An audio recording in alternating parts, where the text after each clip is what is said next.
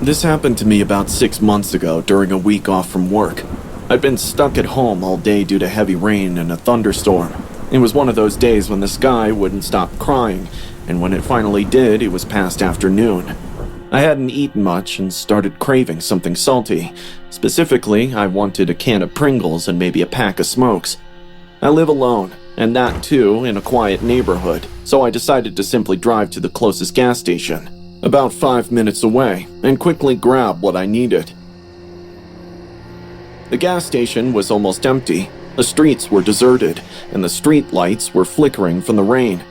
As I pulled into the parking lot, I saw a man slumped over one of the garbage cans close to the building's side. I first assumed he was simply searching for recyclables, but then I noticed he was eating out of the trash can. He looked filthy.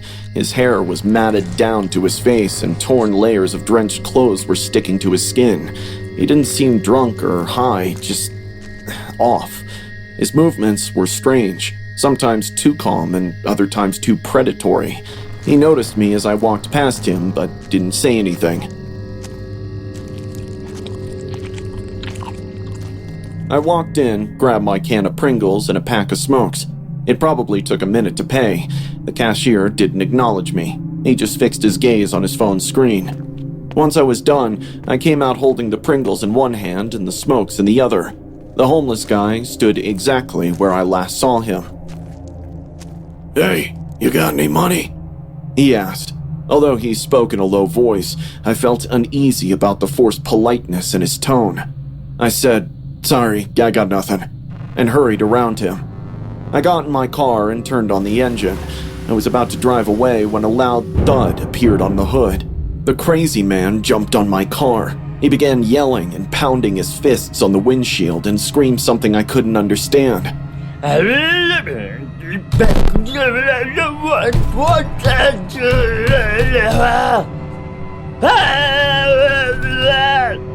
Hoping he would get off, I honked the horn.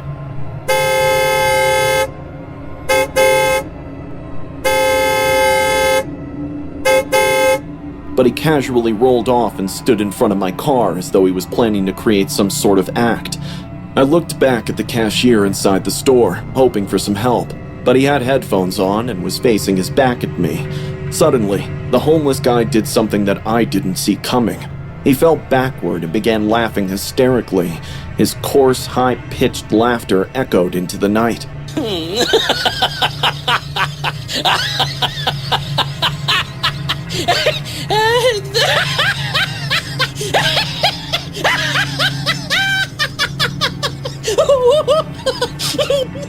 I was so angry and disgusted by his theatrics that something in me just snapped.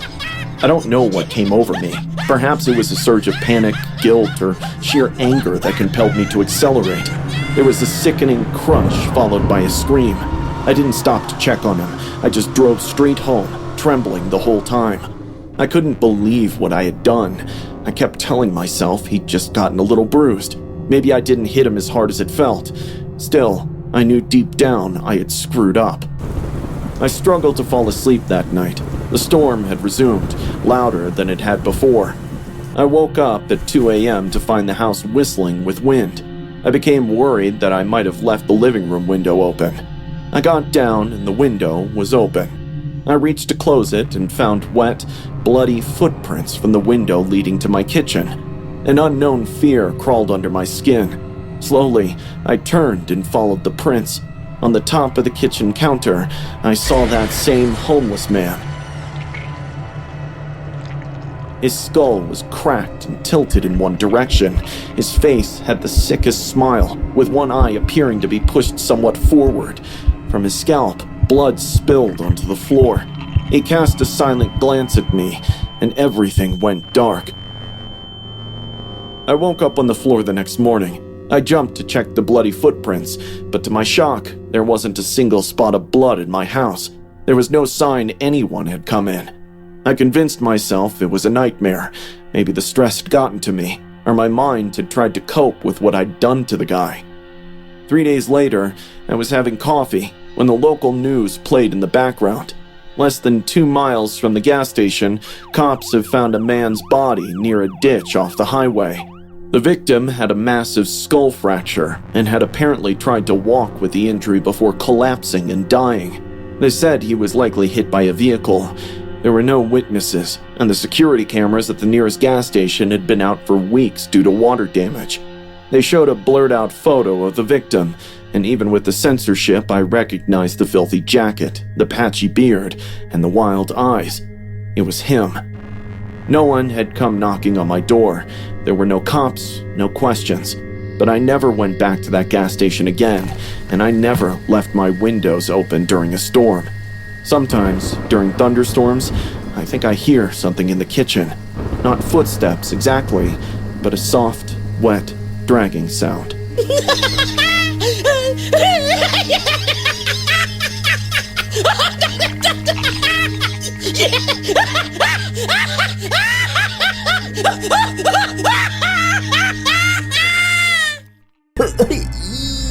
Oh. This incident happened when I was 16. I was a junior in high school, and my school was only 15 minutes away from home. It was a pretty normal route. Suburban homes, small front yards, and a few trees lining the sidewalk. Nothing ever really happened in my neighborhood. It was a Friday afternoon. I remember that clearly because I'd stopped by a gas station on the way home to grab a snack. I got a can of sour cream and onion Pringles. I love snacking on my way home. It gave me some peace of mind after a chaotic day at school. The weekend was finally here, and I had so many plans. I was thinking about the uninterrupted gaming hours when I noticed a man. He was standing across the street. The man was tall and lanky. He wore this dark jacket with wrinkled trousers. I wouldn't have looked twice if it weren't for the fact that he was staring at me. His eyes were locked in on me. I slowed down, trying not to be obvious, and peeked again. He was now walking, but keeping a steady pace. His eyes never looked away. I tried to act casual. Maybe he just happened to be going the same way, but when I turned left onto my street, he turned too. I felt a cold shiver down my spine. I continued walking, pretending I didn't see him, but his footsteps echoed in my ears.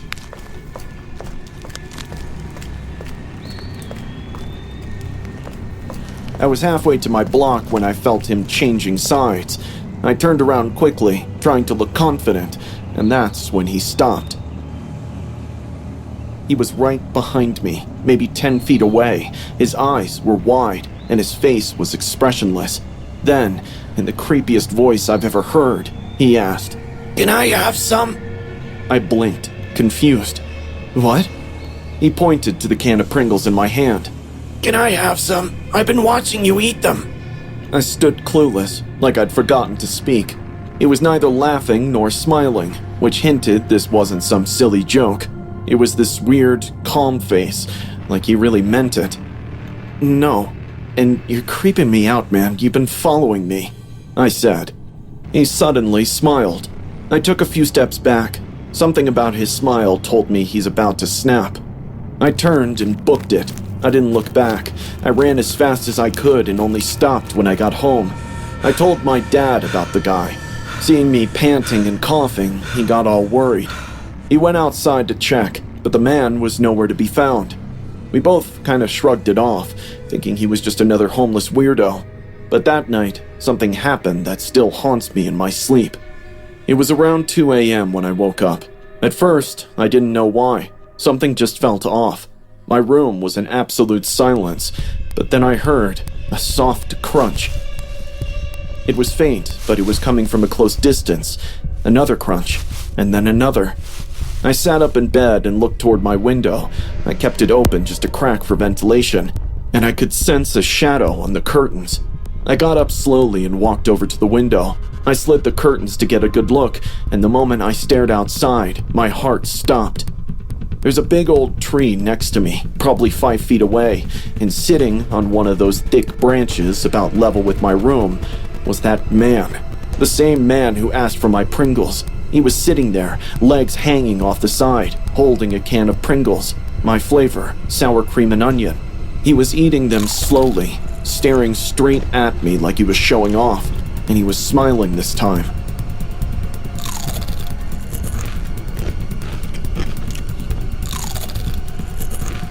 I screamed as loud as I've ever screamed in my life. I backed away from the window and yelled for my dad. My dad came running in with a baseball bat. I pointed at the window, nearly hyperventilating. "He's in the tree!" My dad rushed to the window. He saw someone jumping from the tree and heading toward the backyard. He grabbed his shoes, told me to stay in my room, and went outside with the bat. He searched the entire property, front and back, but there was no sign of the guy. There were no footprints or evidence of his presence. It was like he'd vanished. We called the cops afterward, but there wasn't much they could do. They took my statement, checked the yard, and said they'd patrol the area for the next few nights. I didn't sleep at all that night. The next morning, I noticed something on the branch where he'd been sitting. My dad went out with a ladder to check. Sitting there, perfectly placed, was an empty Pringles can. To this day, I don't know how he knew where I lived. I don't know how he got up in that tree so quietly, and I don't know what he wanted from me. If it really was just the chips, or something else. And I never ate Pringles for a long time after that. The semester was coming to a close, which for any college student meant one thing only: all-nighters. My name is Ryan, and I was in my sophomore year when this incident happened. I had a massive video editing project due, the kind that made up about half of my final grade. The deadline was 8 a.m., and I was staring at a long night of clicking, rendering, and trying not to fall asleep at my desk. Around midnight, I knew I needed fuel. I raided my dorm room's small pantry, which was mostly just a collection of instant noodles and cheap snacks. My hand landed on a can of cheddar cheese Pringles I'd bought a few days earlier. It was the perfect mindless snack for a long night of work. I popped the seal, set the can down next to my laptop, and got to work, my focus entirely on the timeline of my screen. For the next few hours, my life was a cycle. Watch a clip, trim it, add an effect, and reach into the can for a chip. I wasn't even thinking about it. My hand would just dart out, grab a curved, crispy potato wafer, and bring it to my mouth. The project was slowly coming together, and the can of Pringles was gradually emptying. I don't recall the exact timing, but I guess it was past 2 a.m. I had to reach to the bottom to get my chips, so I knew I'm about to get done with it at any moment. I was focused on a particularly tricky audio sync, and my hand went into the can on autopilot. I expected to feel the familiar brittle edges of the last few chips. Instead, my fingers brushed against something else. It was soft and slightly rubbery. My first thought was that it was just a clump of seasoning, or maybe a chip that had gotten soggy for some reason. I was feeling annoyed, but didn't take my eyes off the screen. I pinched the soft object between my thumb and index finger just to get a better grip on it. I just wanted to pull it out and toss it into the trash, but it felt strangely dense. I thought it was just a big broken piece wedged between the last two chips in the can. I pulled it out without much fuss. For a second, I didn't bother to look. I was about to drop it into the trash can, which was right beside my desk, but suddenly, in a flicker of movement, I looked down at what I was holding, and my heart stopped. It wasn't a chip fragment. It wasn't a clump of seasoning. It was a finger, a human index finger. It had turned pale and wrinkled from the salt and seasoning. The nail on it was sickly yellow-brown. The bottom of it had ripped flesh and splintered bone. A gut-wrenching smell of rotten flesh immediately clouded the room. I started to gag and dropped it on my desk, screaming like a 6-year-old. Oh,